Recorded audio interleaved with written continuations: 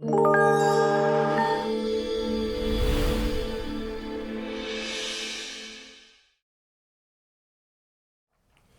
안녕하십니까. 충북대학교 김윤정이라고 합니다.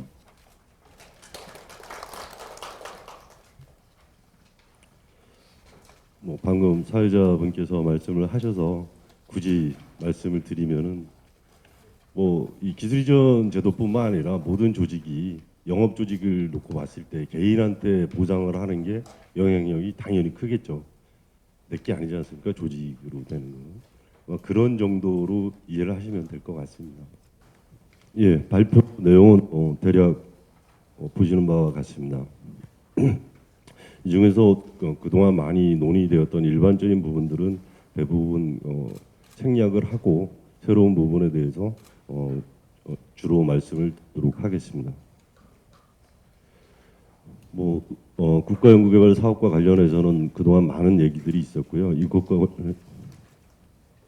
우리 선행 연구도 있었습니다. 그래서 선행 연구에서도 그동안 연구 개발 사업 추진 그 제도가 관련 부처마다 좀 상의하고 기술료 징수라든가 증설 기술료 사용에 관련된 부분에 대해서 많은 논의가 있었던 게 사실입니다.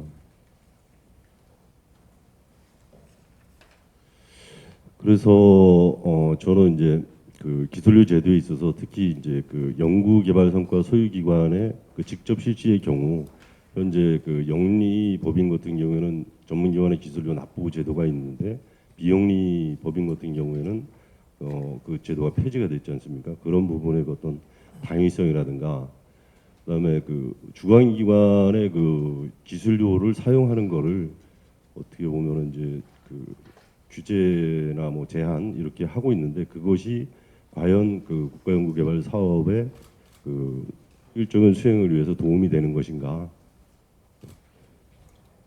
그리고 그 기술료 사용과 관련해서 특히 공동 관리 규정에서 그 비교적 세세하게 좀 규정을 해놓았죠. 그리고 그거 이외에 또 기초법에서 또 다르게 또 해놓고 있는데 이런 부분들이 과연 또 합리적인가? 그런 부분들에 대해서 말씀을 드리도록 하겠습니다. 예, 이 부분은 생략을 하도록 할게요. 예, 이 부분도 생략을 하고요.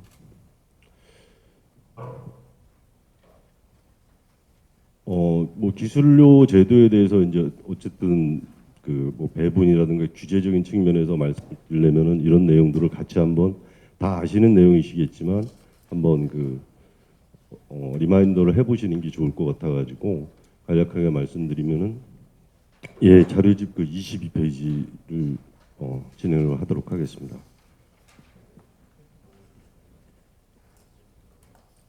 먼저 이제 국가연구개발사업 관련돼서 기술료 제도는 보통 81년도에 이제 기술개발촉진법 시행령이 개정됨으로 해서 그런 거를 이제 시발점으로 잡는 경우가 많이 있습니다. 많이 있는데 중요한 거는 이제 2001년도에 국가연구개발사업 공동관리 규정이 이제 제정이 됐죠.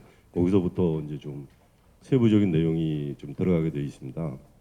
2001년도에 처음 제정 당시에 이때는 전문기관의 그러니까 소유기관의 직접 실시의 경우에는 기술료 납부를 영리법인이나 비영리법인 구분 없이 비영리 같은 경우에는 30% 이상, 그다음에 영리법인 같은 경우에는 50% 이상을 납부를 하도록 돼 있었습니다.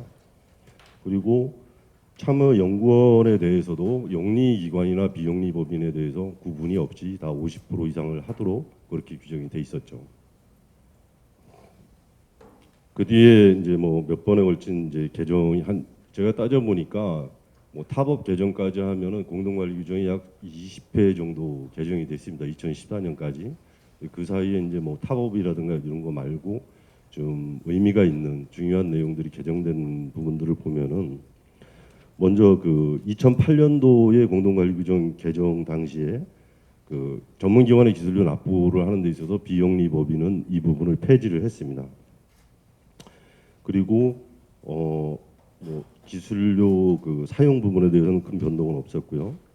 그다음에 영리법인의 같은 경우에는 처음 제정 당시에 50% 이상에서 30%로 다운이 됐습니다. 그리고 참여연구원의 보상도 50% 이상에서 35% 이상으로 변화가 있었죠.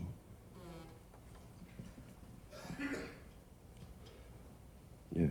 그다음 그 영리법인의 기술료 징수가 중소기업의 국가연구개발 사업 촉진을 위해서 그 30% 이상에서 이제 기업 규모별로 10%, 30%, 40%로 2012년도에 이렇게 개정이 되어 있습니다. 그리고 이때 영리법인에 대해서 그 참여연구원에 대한 보상은 또 아예 빠지게 되는 그런 상황이 됩니다. 그리고 2014년도에 12월 달에 이제 또 의미 있는 좀 내용들이 있었는데, 먼저 이제 연구개발 성과 소유는 뭐 개발자 소유의 원칙에 따라서 개발기관이 단독 또는 복수의 기관이 개발을 했을 경우 공동 소유하는 그 연구개발 성과 소유 부분에 대한 부분이 바뀌었고요. 그다음에 기술료 사용에 있어서도 지식재산권 그 유지 관리 비용으로 5%를 먼저 선공제하도록 그렇게 바뀌었습니다. 그리고 그 이상 그 나머지 부분은 크게 이제 달라진 부분이 없는데, 뭐 오늘 발표할 내용은 아니지만 그 연구개발 성과 그 소유제도 그것도 사실 개인적으로는 이게 오히려 다시 과거로 회귀가 돼서 그 지식재산권의 공동 소유가 많이 더 나올 수 있고, 아시다시피 특허법상 공동 소유 경우에 많은 제한이 있어서 이게 과연 개선인지 이거는 다시 한번 고민해 볼 필요가 있지 않겠는가, 이런 생각을 해봅니다.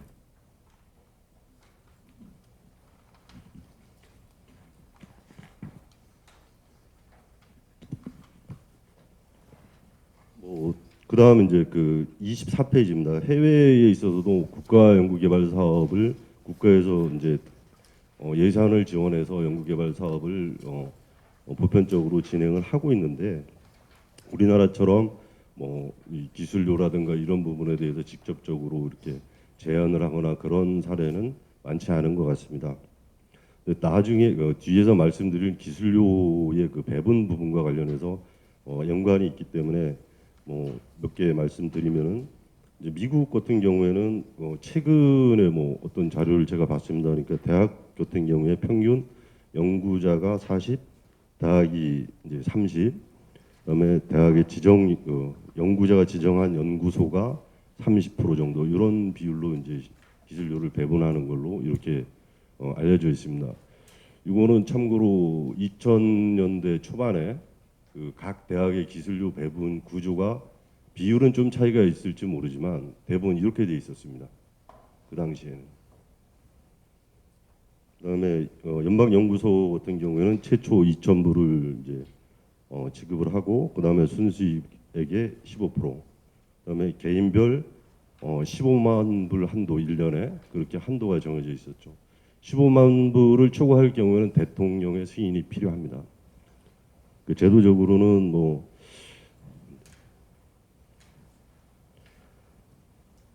다음 일본 같은 경우에는 뭐 대학별로 조금 차이가 있습니다. 차이가 있는데 일반적으로는 일본도 개발자가 30%, 대학이 35%. 그다음에 일본에는 그 기술이전 센터가 권역별로 따로 있는 경우가 있고, 대학 자체의 기술이전 센터가 있는 경우가 있는데요. 그 기술이전 센터로 35% 정도가 배분이 되고 있는 걸로 확인이 됐습니다. 유럽 같은 경우에는 이제 독일이 종업원 발명법에 의해서 대학의 경우에는 교수한테 30% 정도 배분을 하고 있고요. 본론이라고 말씀드릴 수 있을까요? 뭐 오늘 이제 주된 내용이 될 수가 있는데, 현행 기술료 제도의 문제점 및 개선 방안에 대해서 생각을 좀 말씀드려 보도록 하겠습니다. 먼저 그 기술료를 징수하는 데 있어서 뭐 기술료라는 용어가 자체가 전문기관 납부에 대한 부분도 기술료라고 하고, 우리가 그 기술을 이전하거나 아니면 실시 허락을 할 때도 기술료라고 해서 좀 용어에 혼동이 있는 거는 뭐 사실인데요. 여기서 말씀드리는 거는 아까 말씀드렸다시피 그 소유 기관의 직접 실시의 경우 전문 기관에 납부하는 부분에 대해서 문제점을 말씀드리도록 하겠습니다. 먼저 그 소유기관 직접 실시의 경우에 주관기관이 영리법인이나 비영리법인에 따라서 아까 말씀드렸던 바와 같이로 그 영리법인의 같은 경우는 기업 규모에 따라서 10%, 30%를 납부를 하게 돼 있고, 비영리법인은 납부를 하지 않게 돼 있습니다. 그런데 이런 그 비영리 법인에 대해서 납부를 폐지를 한 이유가 기본적으로 비영리 법인은 그 영리 행위를 하지 않는 것을 전제로 해서 직접 실시를 하는 예가 없다는 그런 전제하에 이런 그 기술료 전문기관 납부 제도를 이제 폐지한 걸로 그렇게 이해를 하는 경우도 있습니다. 근데 현재는 뭐 아시다시피 그 기축법이나 산축법에 의해서 기술 지주회사 또는 특구 개발 그 육성법에 의해서 연구소 기업, 그다음에 벤처 육성법에 의해서 그 신기술 창업 전문회사 등을 이제 그 비영리 법인에서 그 주로 이제 설립을 해서 운영을 하고 있습니다.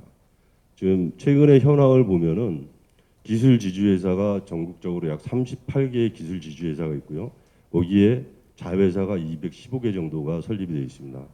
연구소 기업 같은 경우에는 약 108개 정도가 지금 현재 설립해서 운영 중에 있고요. 신기술 창업 전문회사는 한 18개 정도가 지금 설립해서 운영 중에 있습니다. 이게 그 좀 회사의 성격들은 사실 근본적으로 비슷합니다. 근데 이제 그 자본 그 지배 구조가 조금 차이가 있거든요. 근데 이 회사 설립 형태가 그렇게 그 좀 많이 차이가 있는 이유가 뭐 보니까 그 설립 운영에 따른 그 지원, 그 정부 중앙 부처의 지원에 따라서 설립 형태가 좀 많이 차별이 되는 그런 느낌을 받았습니다. 그래서 이런 부분에 대해서는 이제 그 과연 영리법인과 비영리법인을 굳이 구분을 해서 그 차별적으로 전문기관 기술 납부 제도를 운영하는 것이 바람직한가?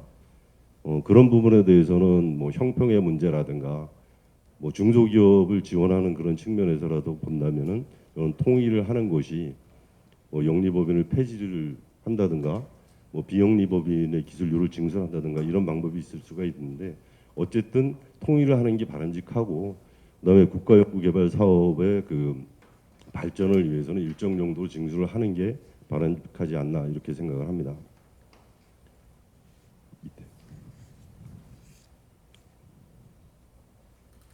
예, 다음은 뭐 기술료 사용에 대해서 뭐 그 비교적 이제 세세하게 이렇게 규정을 공동관리 규정에서 하고 있는데요. 이게 2014년 12월 달에 그 개정된 내용이 이제 현행 지금 이렇게 시행이 되고 있는 거죠. 예, 보시면은 아까 말씀드린 바와 같이 지식재산권 비용 관련해서 우선 사용하거나 적립을 5% 이상 하도록 돼 있고요. 그다음에 참여연구원 뭐 이런 식으로 정리가 됐습니다. 여기에서도 영리법인하고 비영리법인을 또 구분을 했습니다. 그래서 비영리법인 같은 경우에는 뭐 전문기관 납부만 딱 정해져 있고 나머지 부분에 대해서는 뭐 자율에 맡겨져 있다고 일단 그렇게 보고 있습니다.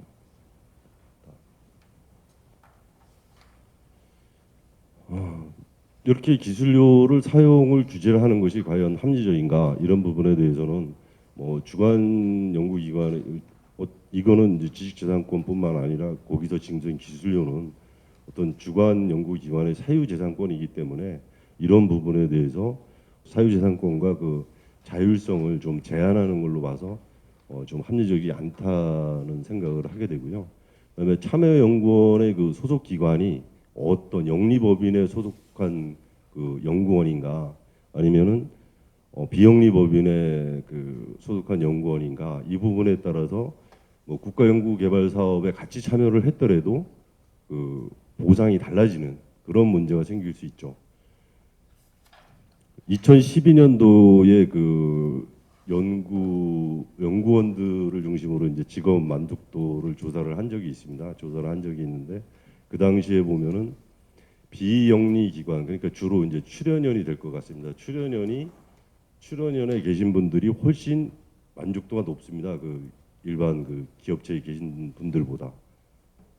근데 여기서는 이제 역으로 돼 있는 거죠. 그다음에 그 사용 비율에 있어서도 그 참여연구원 보상 비율이 지금 공동관리 규정에는 50% 이상으로 돼 있는데 실제 대학의 그 보상 보게 되면은 보시는 바와 같이 뭐 60%에서 보통 70%, 뭐 90%까지 배분을 하고 있습니다. 이거는 실제 이제 보상을 하는데요. 여기에 보상 비율은 이제 연구원에 대한 보상 비율입니다. 근데 아까 말씀하셨듯이 기여자 보상은 기초법에 따로 10% 이상을 하도록 돼 있죠. 그 부분은 여기 반영이 안 된 겁니다. 그래서 지식재산 그 비용하고 이렇게 한번 계산을 해보게 되면은 대부분 대학에서 기술료 전체를 가지고도 특허 비용 자체를 충당이 안 되게 돼 있습니다.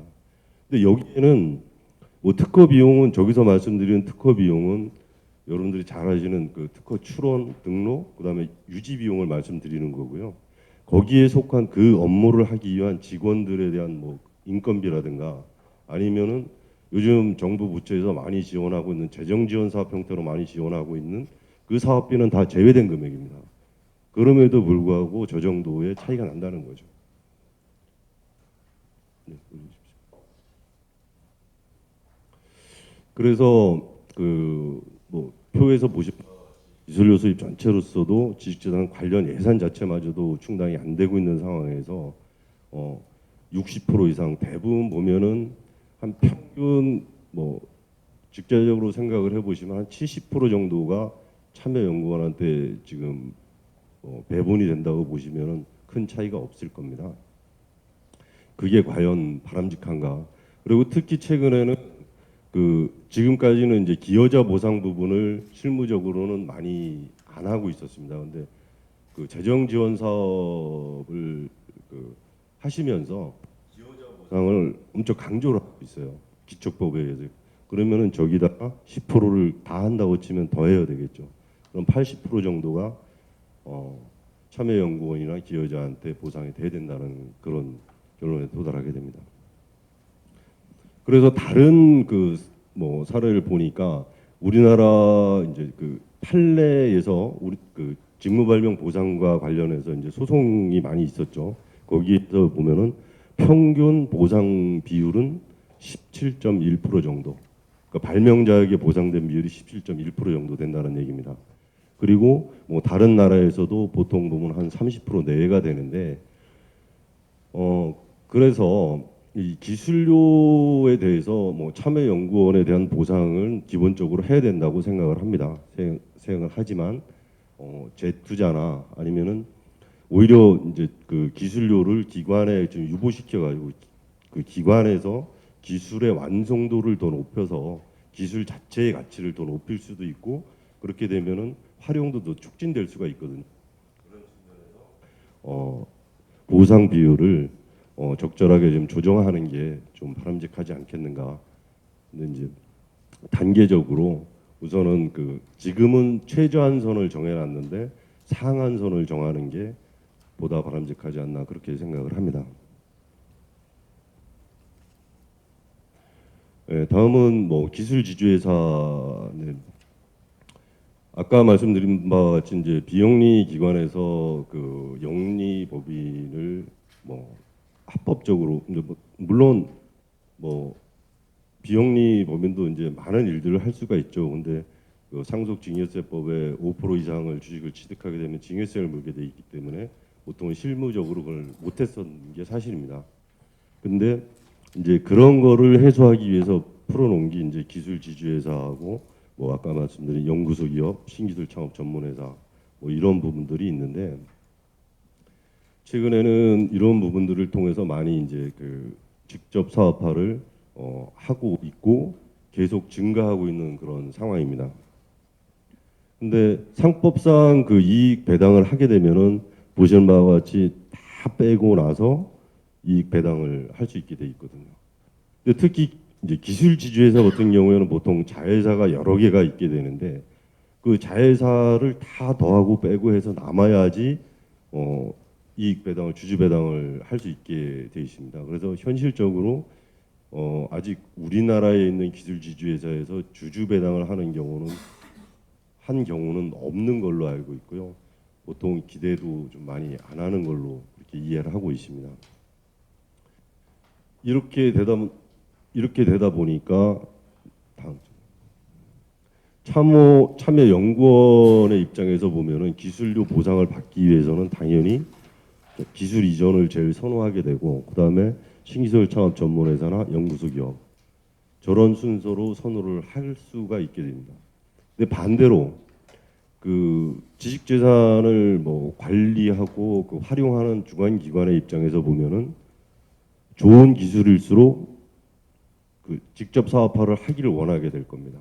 그렇게 되면 참여연구원하고 그 기관하고 의견이 충돌이 되게 되겠죠. 그래서 이런 부분은 좀 해소하기 위해서 뭐 기술 지주회사나 아니면 자회사에서 직접 그 참여연구원한테 보상을 할 수 있는 그런 어떤 특례 제도를 마련하는 게 필요하다고 생각을 합니다. 예, 지금까지 뭐 쭉 그 말씀드린 내용을 정리를 해봤습니다. 정리를 해봤는데 결론적으로 말씀을 드리면은 영리법인하고 비영리법인에 있어서는 그 전문기관 기술료 납부 부분뿐만 아니라 기술료의 그 징수된 기술료를 사용하는 부분에 있어서 차별을 두고 있는데, 국가 그 연구개발 사업이라는 그 공통된 사업을 수행하는 부분에 대해서만큼은 차별을 두는 게 바람직하지 않다는 말씀이고요. 그다음에 그 징수된 기술료를 그 연구원에게 그 보상을 할 때 그 보상 비율이 상대적으로 좀 많이 높다. 그래서 그것을 적정하게 그 재설계하는 게 바람직하다는. 그리고 직접 사업화 관련해서는 그 연구원에 대한 어떤 그 보상을 할 수 있는 길을 좀 새로운 그 각도에서 특례 제도를 만드는 게 필요하다고 그렇게 생각을 합니다. 예, 이상입니다.